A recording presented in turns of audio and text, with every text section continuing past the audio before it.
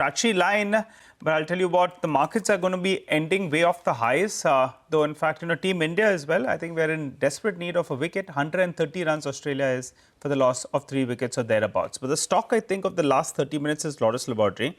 And this commentary that's coming in is very, very good, besides the good growth that we've seen on the top line margins as well as on the profitability. The revenue drivers, they said, continued robust CDMO industry outlook.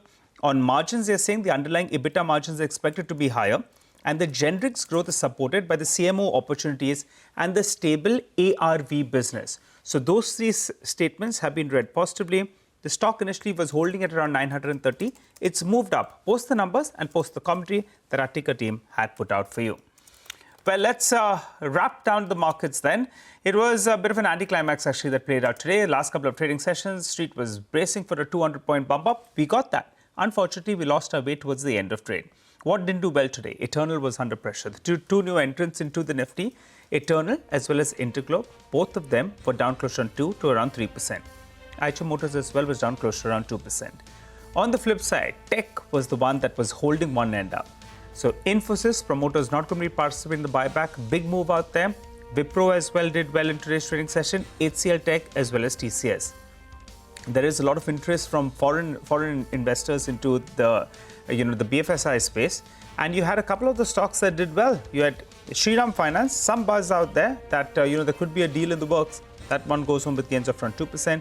And ONGC, the pop that we saw in crude oil prices seems to have a positive rub-off. And that's why that stock as well did pretty well. But outside of that, the oil and gas index closed with a cut of close to about 0.6%. Oil marketing companies extending the decline towards the end of trade.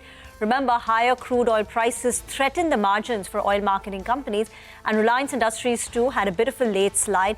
There were reports which said that Indian refiners are perhaps reviewing the Russian oil contracts after US sanctions.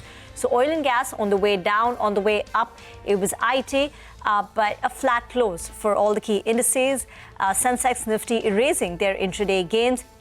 So in that sense, a tad bit disappointing. But broader markets, plenty of winners in today's trading session. EPAC, prefab, came out with a set of numbers. Stock went home with gains of around 13%. So you picked and choose the right stock, you'd make a lot of money. The other one that did pretty well in today's trading session was Jain Resource, again a newly listed company. That one was up more than 3.5%. SCI was the one that was leading the way. That was up close to around 7%. And another big volume mover was Welspun Living as well as Gokuldas.